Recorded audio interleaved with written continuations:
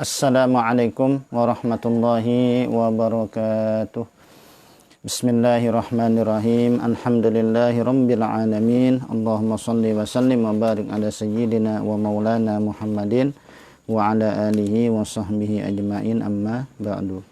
Fa aqulu subhanaka la ilma lana illa ma 'allamtana innaka antal alimul hakim. Wa la haula wa la quwata illa billahil aliyyil azim. Sallallahu alaika ya manba'al ulum, rabbi syrah li sadri wa yassirli amri warzuqni fahmal qawi. Rabbi syrah li sadri wa yassirli amri wahlul 'uqdatam min lisani yafqahu qawli. Baiklah, kita kembali akan melanjutkan untuk kajian kitab Qawmi Tughyan, yakni di halaman 19. Baik, kita awali dulu dengan membaca Al-Quran surah Al-Fatihah. Al-Fatihah. Bismillahirrahmanirrahim. Alhamdulillahi rabbil alamin, arrahmanirrahim, maliki yaumiddin. Iyyaka na'budu wa iyyaka nasta'in, ihdinas siratal mustaqim, siratal ladzina an'amta 'alaihim ghairil maghdubi 'alaihim waladdallin. Amin. Baik, silahkan dibuka kitabnya di halaman 19. Qala an-nazimu wa'tiq wa kafir au fi bil wa'dishkuran wahfaz lisanaka summa farjaka taghnamu. Wa'tiq, dan merdekakanlah budak. Wa kafir, dan bayarlah kafarah. Au fi bil wa'di, tunaikanlah janji. Uskuran bil wa'dishkuran, uskuran, bersyukurlah, bil wa'dishkuran, dan bersyukurlah. Wahfaz lisanaka, dan peliharalah lisanmu, jagalah lidahmu. Summa farjaka, kemudian kemaluanmu. Taghnamu, niscaya kamu akan mendapat keberuntungan, mendapat kebahagiaan.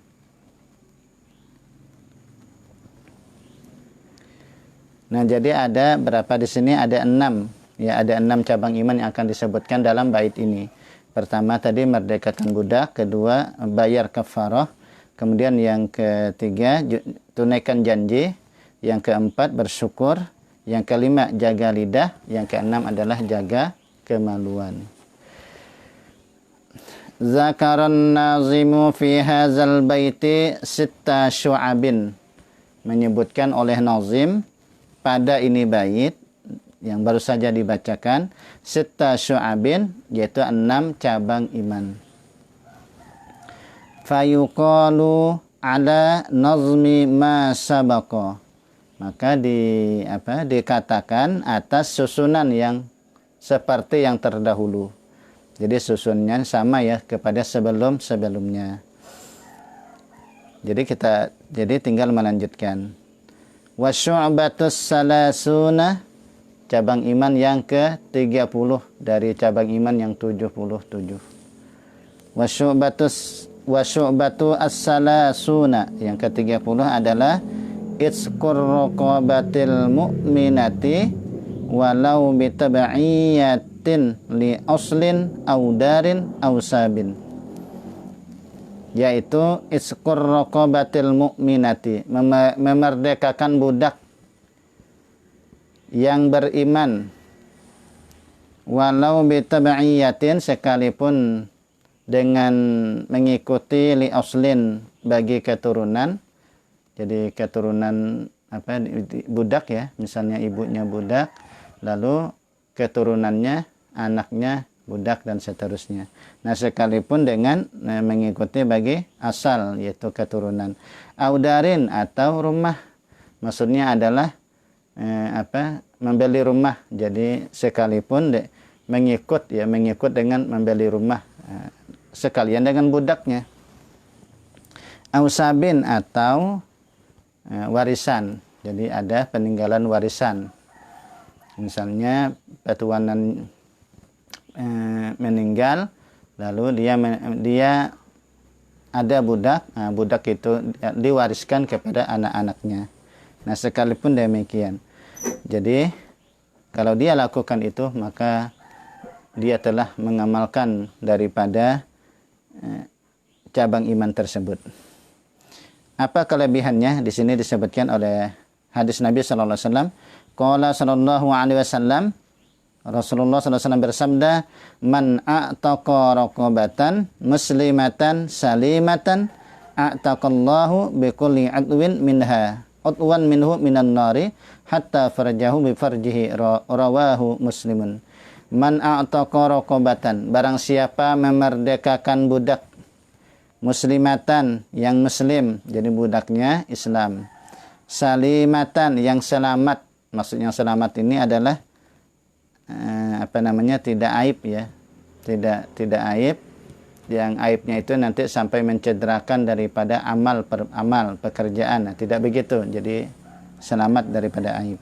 A'taqallahu, niscaya memerdekakan oleh Allah, bikulli udwin, dengan setiap anggota, minha, daripadanya, udwan minhu, akan anggota daripadanya, minan nari, daripada neraka.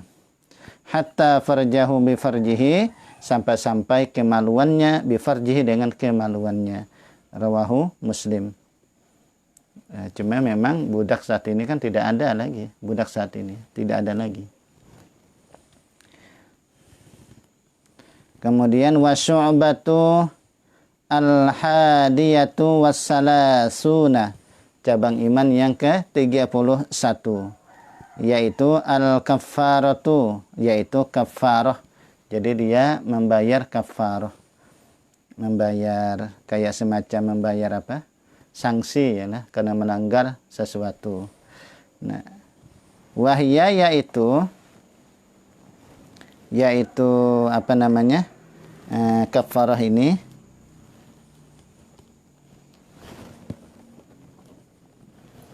wahya arba'atu khisalin, yaitu 4 perkara.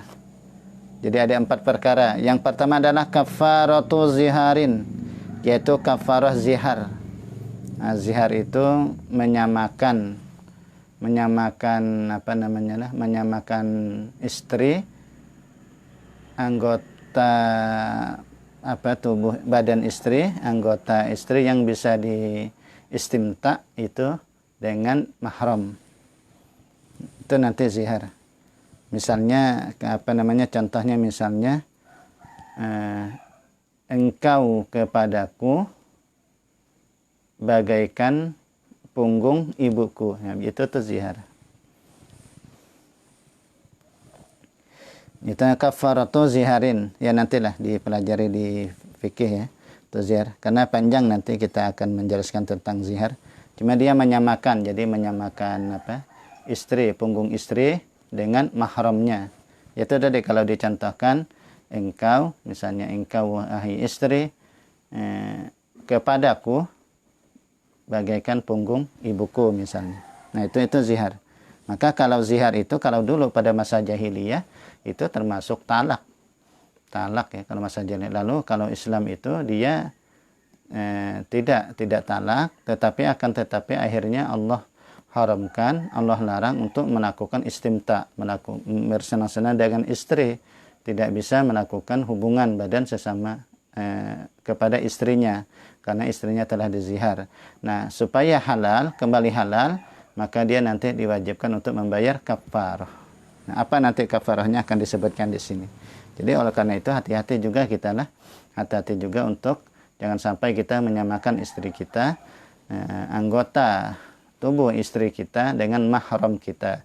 Nah, tetapi memang nanti kalau di fikih itu akan dijelaskan juga bahwa dia sifatnya itu zihar ini karena ini menjelekkan ya, bukan dalam rangka memuji istri, itu tidak, tapi dia menjelekkan. Biasanya itu terjadi kalau lagi sedang ada keributan, masalah rumah tangga lalu ribut. Nah, maka yang diucapkan itu bisa jadi lafaz talak, maka jadi talak.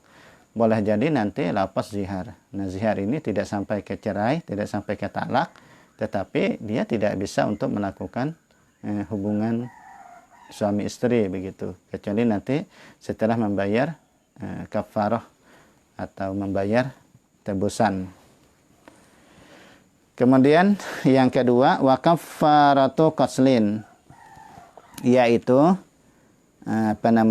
kafarah membunuh. Kemudian yang ketiga, wa kafaratu jima'i nahari ramadhana amdan, yakni dia membayar kafarah jima. Kafarah jima yang ketiga, kafarah jima di siang hari bulan Ramadan secara sengaja. Dan yang keempat adalah wa kafaratu yaminin, dan kafarah sumpah. Jadi ada 4 macam daripada kafarah. Kalau dilakukan itu, maka kita akan membayar kafarah. Jadi harus dihindarkan ya. Harus dihindarkan untuk melakukan ini. Kalau tidak demikian, maka akhirnya kita pun dikenakan untuk membayar tebusan tadi. Itu jangan sampai melakukan zihar. Ya, jangan sampai kalau puasa Ramadan, jangan sampai melakukan hubungan badan suami istri di bulan Ramadan, di siang hari, dan seterusnya.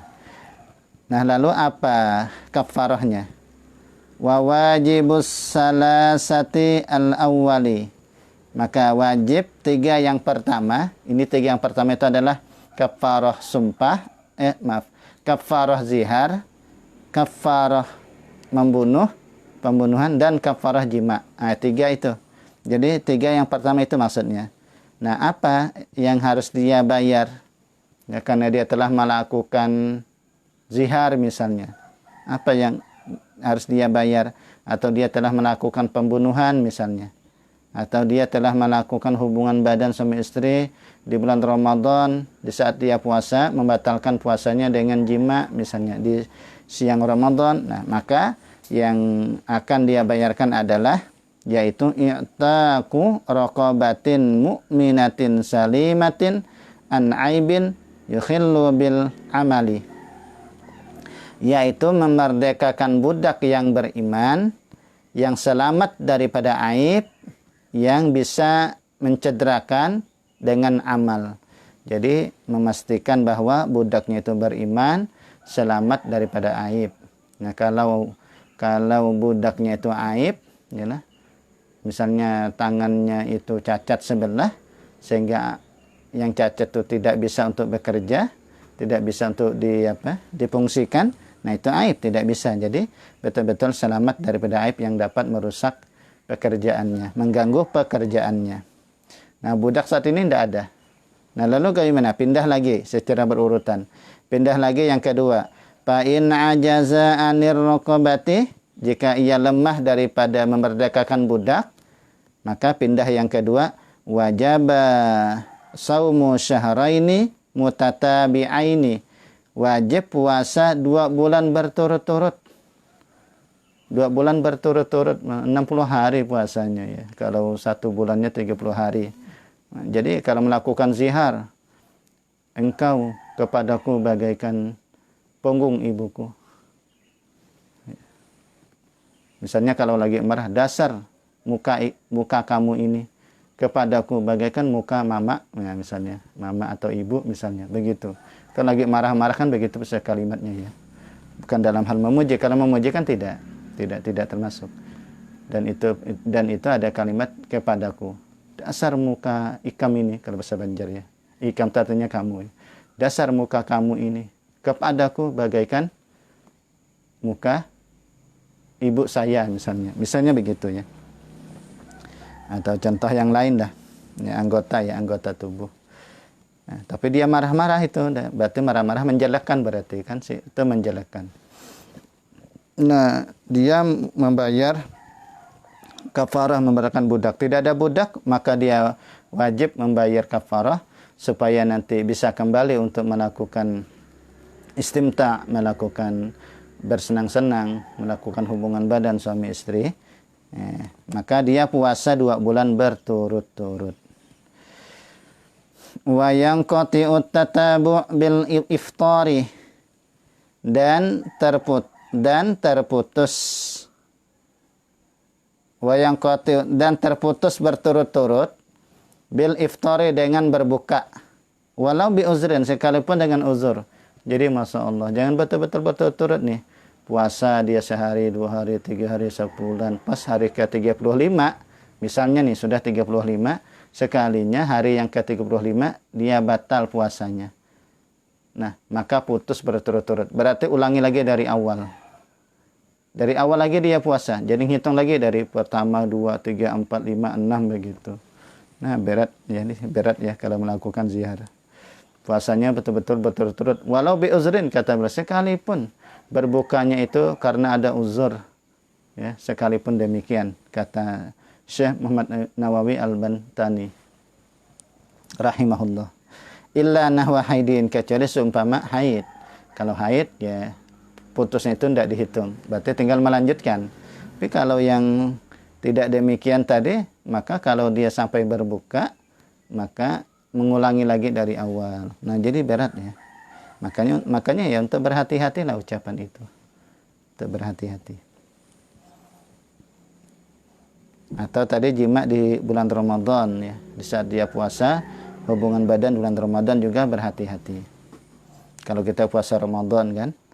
Nah, kemudian kalau lemah juga, sudah dicoba tidak mampu juga puasanya, lemah dia. Fa in ajaza an saumis syahraini, jika dia lemah daripada puasa 2 bulan berturut-turut, maka pindahlah yang ketiga. Dia itu berurutan ya, tidak secara pilihan. Jadi artinya dia coba dulu memerdekakan budak. Oh, ternyata budak tidak ada. Maka dia harus mencoba untuk puasa 2 bulan. Dicoba dulu. Oh, ternyata terbukti dia memang tidak mampu untuk puasa 2 bulan. Nah, maka pindahlah yang ketiga.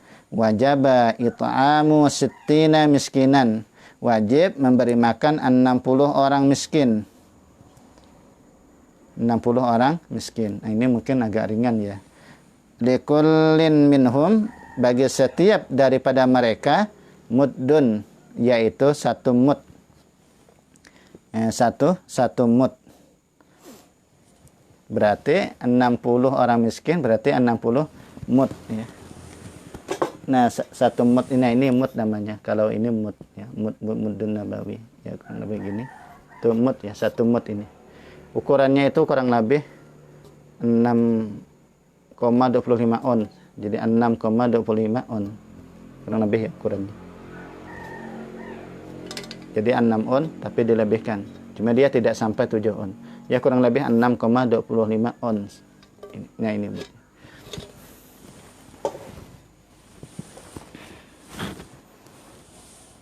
Kalikan 60 orang miskin, banyak juga jadinya lah. Berapa itu, sekitar berapa ya kira-kira? 36, 37 kilo kira-kira ada ya. Kalau 30 kira-kira ya.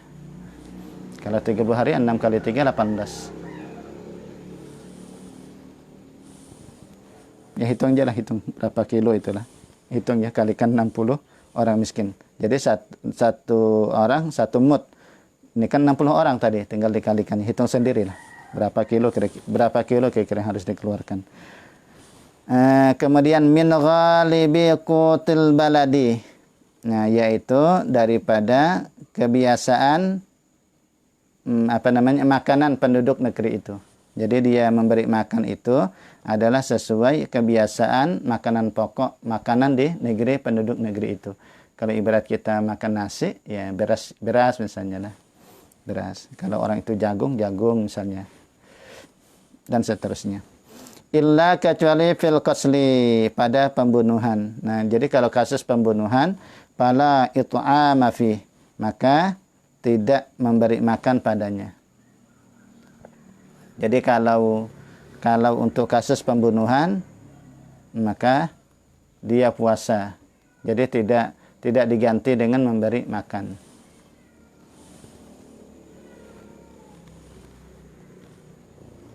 Jadi dengan puasa 2 bulan berturut-turut. Kemudian wa wajibul akhirati wa hiya kafaratul yamin. Dan yang kewajiban yang akhir yaitu kafaratul yamin, yaitu kafarah yamin, kafarah sumpah. Nah, kalau kafarah sumpah ini adalah yang it'amu asyarati masakin, yaitu memberi 10 orang miskin. 10 orang miskin. Likullin minhum, dan bagi setiap daripada mereka muddun, 1 mud. Berarti tinggal kalikan 10 orang ya, berarti 10 mud. Nah, 1 orang miskin 1 mud, 1 mud, 1 mud, begitu sampai 10 orang miskin. Min ghalibi qutil baladi, yaitu dari kebiasaan makanan penduduk setempat. Atau kiswatihim, atau memberi pakaian kepada mereka. Atau it'amu asyarati masakin au kiswatuhum au tahriru raqabatin mu'minatin, atau memerdekakan budak yang beriman. Jadi it'amu itu atap ke, jadi au kiswatuhum atap ke it'amu tadi. Kemudian au tahriru raqabatin mu'minatin, atau memerdekakan budak yang beriman. Nah, ternyata tidak mampu juga, maka untuk membayar kafarah sumpah, fa in ajaza an zalika, maka jika lemah ia daripada demikian itu, wajaba saumu salasati ayyamin walau mutafarriqatan, wajib puasa 3 hari sekalipun 3 hari itu berpisah-pisah. Artinya tidak berturut-turut. Kalau beda, kalau tadi yang puasa 2 bulan itu mesti berturut-turut. Ada yang ini puasanya 3 hari sekalipun tidak sekalipun tidak berturut-turut. Misalnya hari ini puasa, nanti minggu depan puasa 2 hari, sudah minggu depannya puasa. Jadi 3 hari. Itu tidak mengapa. Nah, kemudian itu cabang iman yang ke-31. Selanjutnya wasyu'batu saniyatu wassalasuna. Nah, cabang iman yang ke-32. Ke-32 yaitu al-wafa'u bil wa'di. Al-wafa'u bil wa'di, yakni menyempurnakan janji. Kalau berjanji disempurnakan. Qala Allah Ta'ala berfirman, ya ayyuhallazina amanu aufu bil uqud. Wahai orang yang beriman, sempurnakan olehmu akad. Jadi kalau kita sudah berakad, sempurnakan. Wa qala ta'ala wa aufu bil ahdi innal ahda kana mas'ula. Sempurnakan olehmu bil ahdi, dengan kesepakatan. Innal ahda, bahwasanya kesepakatan, kana mas'ula, adalah ia nanti diminta pertanggungjawaban. Jadi kalau kita sudah sepakat, ya laksanakan kesepakatan itu. Wa qala Rasulullah sallallahu alaihi wasallam, al-'idatu 'atiyatun. Jadi yang namanya janji itu adalah pemberian. Jadi pemberian yang mesti dilaksanakan, pemberian yang mesti ditunaikan. Wa qala sallallahu alaihi wasallam, al-'idatu dainun. Janji itu adalah hutang. Hutang yang wajib dibayar, kan begitu ya. Jadi janji itu adalah hutang. Wa qala aidan, dan Rasulullah SAW bersabda, salasun fil munafiki. Itu ada 3 tanda kemunafikan. Ada 3 tanda munafik. Iza hadasa kazaba. Apabila ia berbicara, ia dusta. Wa iza wa'ada akhlafa. Dan apabila ia berjanji, dia menyalahi janji. Wa iza tumina khana. Apabila diamanahi, diberi amanah, khana, ia khianat. Itu 3 ini wajib dihindarkan ya. Kalau tidak demikian, nanti termasuk di dalam menyerupai orang munafik. Wal iyazubillah. Kalau berbicara dusta, berjanji menyalahi janji, ingkar janji, dan diberi amanah, dia khianat. Wal makna iza jatama'a hadhihi salasu fi muslimin. Apabila berkumpul ini yang 3 ini, iza jatama'a hadhihi salasu fi muslimin, pada seorang muslim, fahaluhu, maka keadaannya, yushbihu halal munafiqin, menyerupai keadaan orang munafik. Nah, jadi kalau yang berkumpul 3 macam ini, maka adanya seperti orang munafik. Tapi dia tetap harus seorang muslim ya. Beda kalau munafik yang sebenar-benar munafik itu munafik i'tiqad. Nah, itu memang kafir ya. Maksudnya apa? Kekal neraka begitu maksudnya. Dan bahkan siksaannya itu lebih berat daripada orang kafir itu sendiri. Nah, jadi kalau munafik i'tiqad itu karena dia hanya sekedar menyembunyikan keislaman saja. Menyembunyikan kekafirannya saja. Dia menampakkan Islam seolah-olah dia Islam, namun hatinya itu penuh dengan kebencian terhadap Islam itu sendiri. Jadi layaknya kayak seperti siapa itu? Siapa yang Abdullah bin Ubay. Nah, itu kan tokoh munafik. Bagaimana dia bencinya dengan Rasulullah SAW dan para sahabat. Memang dalam kesehariannya dia kayak seperti menampakkan keislaman, namun hatinya itu benci, ya, benci dengan Rasulullah, benci dengan sahabat. Kayak apa aja upaya-upaya itu hendak mencelakakan Rasulullah Shallallahu Alaihi Wasallam. Maka dia sebarkanlah fitnah dan macam-macam itu. Nah, itu munafik yang sebenarnya. Nah, ada ini dia menyerupai keadaan munafik. Makanya dia tetap Islam. Jadi kalau ditanyakan apabila orang itu berbicara suka dusta, apakah dia seorang muslim? Iya, dia seorang muslim. Tidak boleh juga kita katakan dia munafik, tidak boleh. Dia memang seorang muslim yang dosa kepada Allah. Lalu dia wajib taubat begitu. Kalau ada orang diberi amanah, dia khianat, dia tetap seorang muslim, ya tetap ya seorang muslim.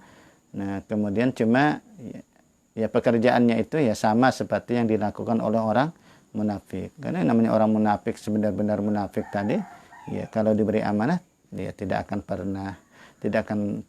pernah amanah dia, karena dia benci dengan Islam. Nah, itu maksudnya ya.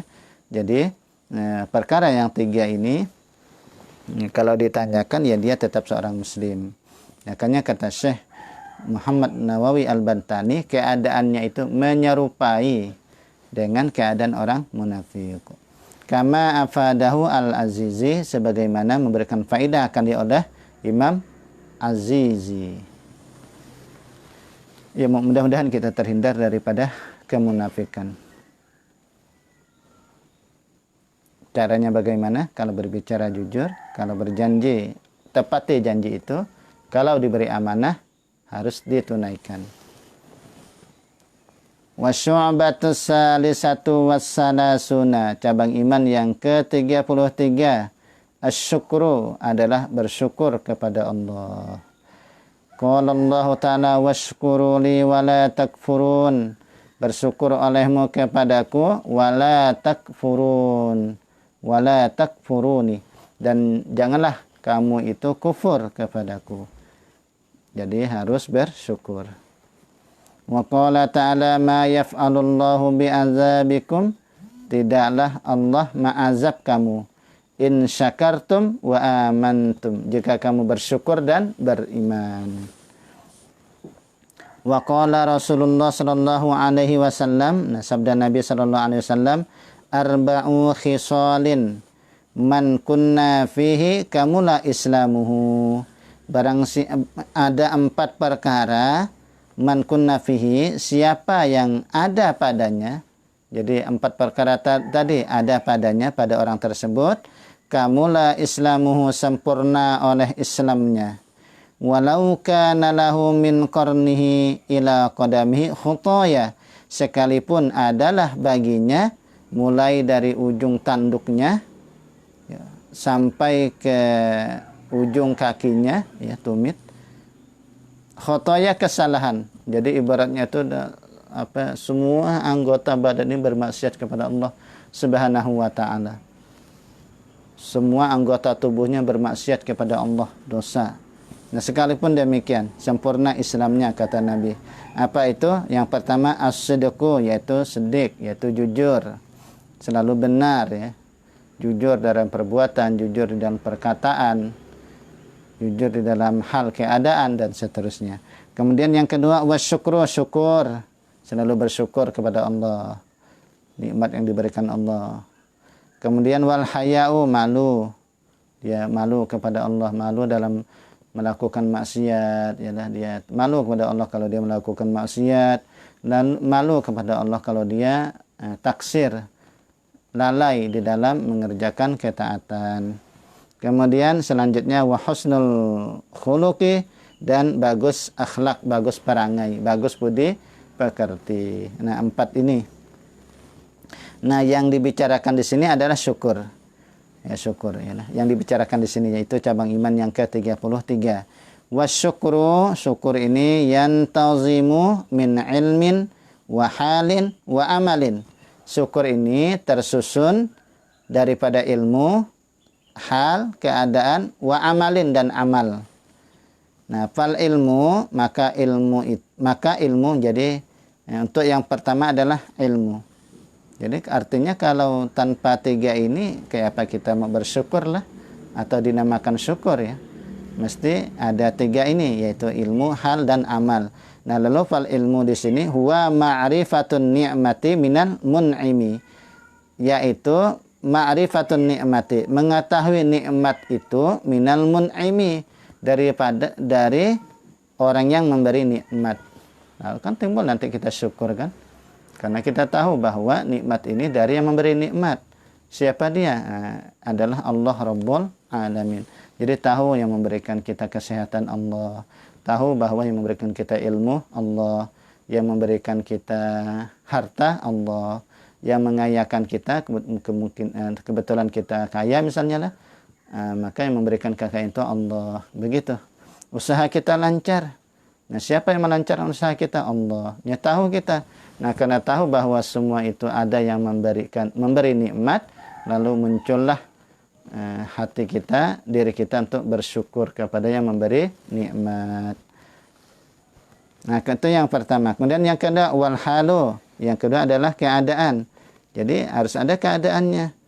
Ya, nah, kalau dia cuma sekedar tahu saja, itu nikmat daripada yang memberi nikmat, tapi tidak sesuai dengan keadaannya, tidak bisa juga dikatakan syukur. Nah, halnya itu apa? Yaitu al-farahu, huwal farahu, yaitu senang, gembira. Al-hasilu, yang hasil, mi'in amil mun'imi, dengan nikmat yang memberi nikmat. Lalu senang hatinya, senang jiwanya, ya, nah, senang dirinya, gembira. Ya, nah.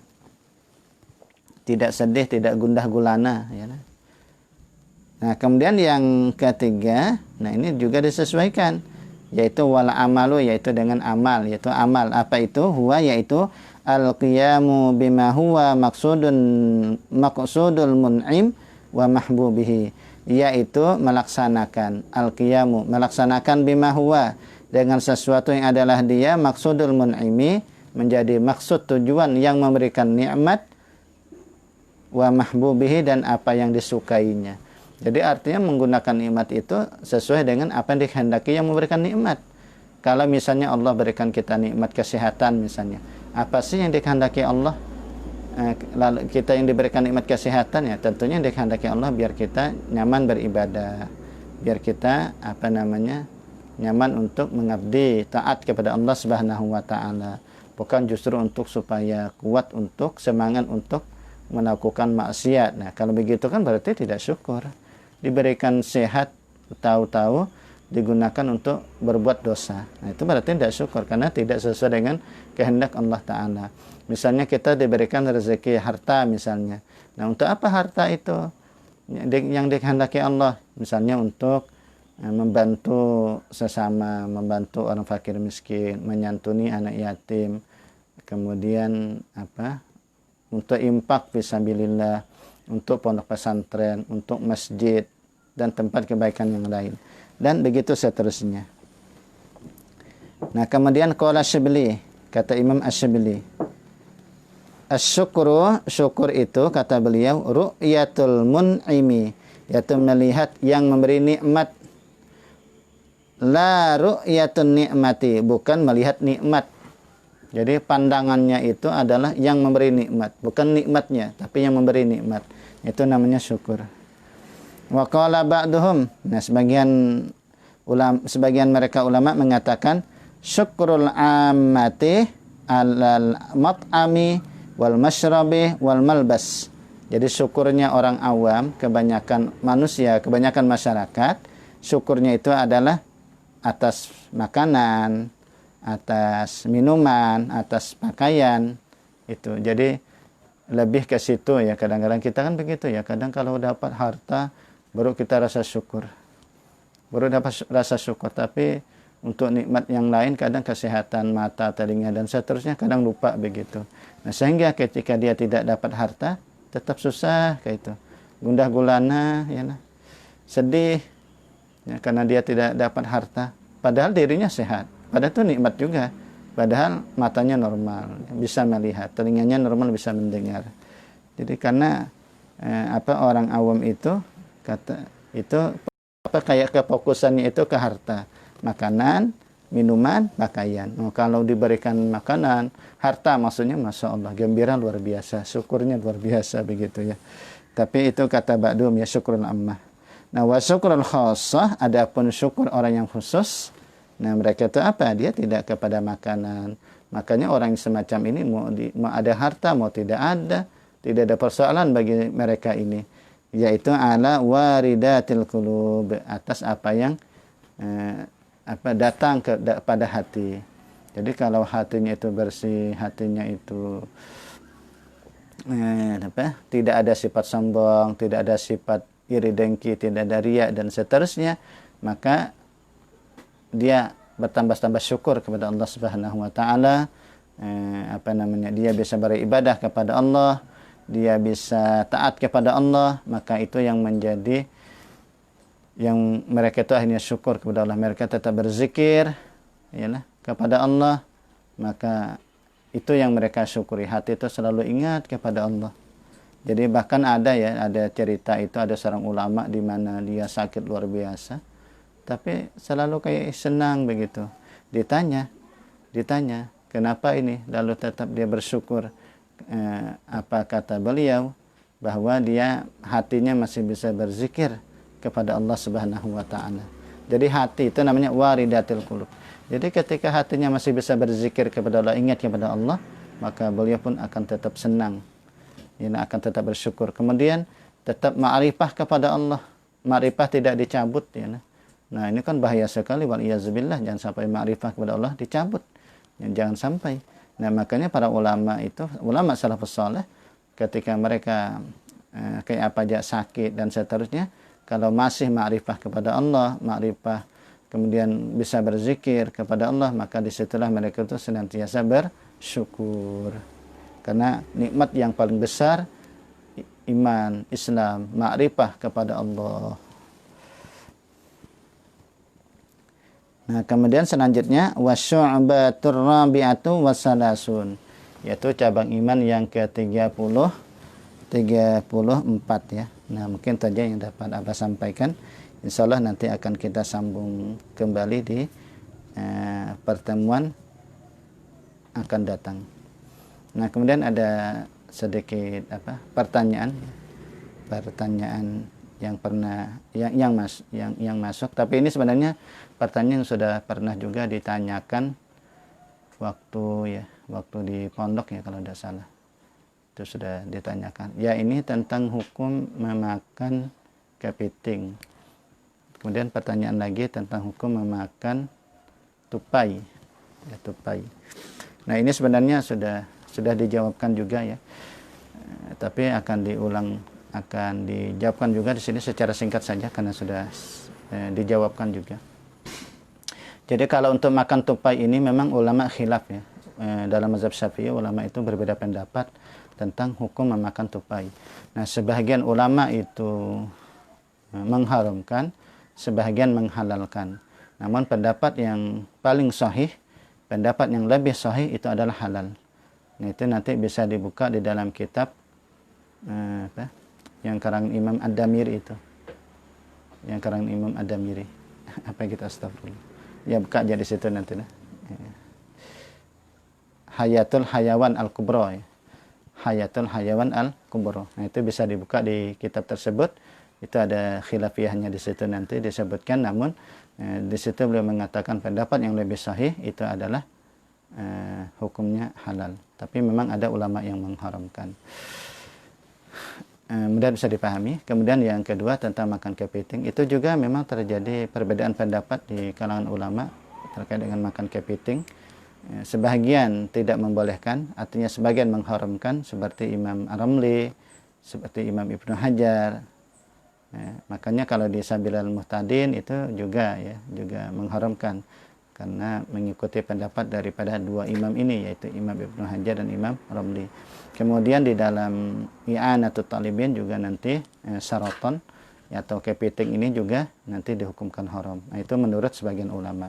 Kemudian pendapat yang lain, ulama yang lain mengatakan halal kepiting itu. Pendapat ulama ya. Kalau dalam mazhab Maliki misalnya halal itu kepiting. Nah, setahu Abah untuk yang menghalalkan kepiting juga banyak ya di kalangan mazhab Syafi'i juga. Di antaranya itu misalnya kayak Imam An-Nawawi dan kitab Raudhatul Talibin, itu menghalalkan, dan banyak lagi lah ya. Jadi intinya ada perbedaan di situ. Nah, lalu yang menjadi titik perbedaan mereka di antaranya adalah karena ada yang memandang secara zahir bahwa kepiting itu hidupnya dua alam, karena kepiting itu kan tahan di air dan tahan juga di darat. Bahkan sampai 3, 4, 5 hari tahan aja dia di darat ya. Sampai 4, 5 hari itu tahan di darat. Nah, jadi melihat itu secara zahir dia hidup dua alam, maka hewan yang hidupnya dua alam itu menurut mazhab Syafi'i itu haram hukumnya, begitu. Dan kemudian adapun yang membolehkan itu sebenarnya kepiting itu tidak hidup dua alam, dia hanya satu alam saja, itu binatang air. Nah, karena apalagi kepiting itu kan bernapasnya itu dengan insang ya, dengan insang. Nah, kenapa dia lalu bertahan di darat sampai 4-5 hari? Karena dia mengandung air itu. Jadi dia memungkinkan untuk bernapas melalui insangnya itu ya, memungkinkan itu. Nah, makanya ketika dia sudah kehabisan air ya, sehingga dia tidak akan mampu untuk bernapas melalui insang, maka dia akan langsung kembali ke dalam air tadi, begitu. Jadi dengan melihat di fakta begitu, akhirnya mereka menghalalkan daripada kepiting. Jadi intinya ada perbedaan di situ. Nah, lalu sikap kita bagaimana? Ya silakan kita untuk memilih dari salah satu dari dua pendapat tersebut, seraya menghormati kepada mereka yang mungkin berbeda dengan pendapat kita ya, terkait dengan tupai misalnya tadi kan.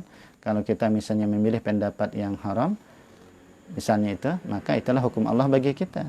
Tetapi bagi mereka yang mengikuti pendapat yang halal, nah itulah hukum Allah bagi mereka yang mengikuti pendapat yang halal. Demikian jadi masalah kepiting. Jadi masalah ini hanya perbedaan-perbedaan pendapat yang kita bisa memilih di salah satu dari dua pendapat itu. Sekali lagi tetap menghormati pendapat yang mungkin berbeda dengan pendapat kita. Nah, akan tetapi untuk memilih dari salah satu dari dua pendapat tadi tentunya berdasarkan dengan dalil ya, bukan karena hawa nafsu kita, bukan. Tentunya dengan dalil.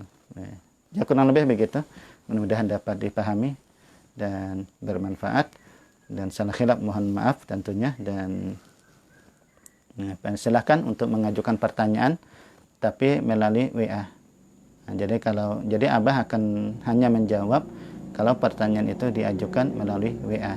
Adapun untuk di kolom komentar, sekali lagi Abah tidak mungkin untuk tidak untuk menjawab, tapi bukan berarti pasti tidak dijawab, tidak. Ya boleh jadi kalau Abah ingin menjawab maka akan Abah jawab, kalau tidak ya mohon maaf begitu. Tapi kalau oleh karenanya pertanyaan akan dijawab ini adalah yang diutamakan adalah pertanyaan yang masuk di WA. Ya, jadi oleh karenanya bagi santri banin maupun badan atau siapapun boleh kalau ingin mengajukan pertanyaan silahkan melalui WA Abah. Kalau bisa Abah jawab akan Abah jawabkan, kalau tidak ya sama-samalah kita mengkajinya kembali. Demikian, saling khilaf mohon maaf. Astaghfirullahalazim. Subhanakallahumma wabihamdika asyhadu an la ilaha illa anta astaghfiruka wa atubu ilaika walhamdulillahirabbil alamin. Tetaplah bersemangat untuk menuntut ilmu. Semoga Allah Ta'ala memudahkan kalian, antum semua, dalam menuntut ilmu. Mudah-mudahan kabul hajat. Demikian juga hajat orang tua kalian.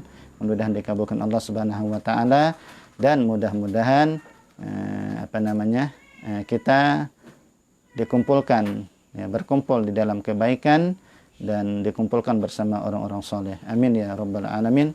Hadanallah wa iyyakum ajma'in. Wassalamualaikum warahmatullahi wabarakatuh.